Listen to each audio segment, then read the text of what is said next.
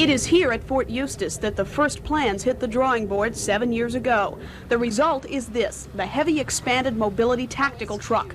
Part of its job is to bring fuel and munitions to the Army's new M1 tank.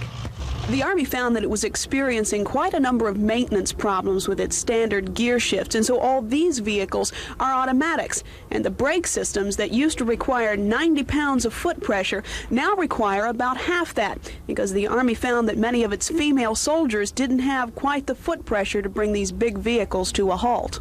But when this little Jeep came to a halt at the Army Transportation Corps' museum, it symbolized the end of an era. This is the quarter-ton Willis Overland Jeep, the workhorse of World War II. And on hand to help enshrine it here, Bill Mauldin, the soldier cartoonist whose famous characters are almost as familiar as John Wayne and the Jeep itself.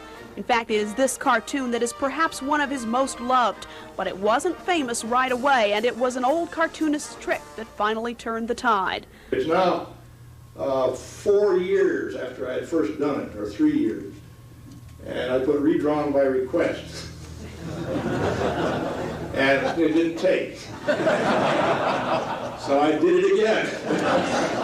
To my knowledge, I never got a single letter requesting that I redraw it. In fact, it took this moment when he donated that famous cartoon to make Bill Mauldin an honest man. Finally got a request.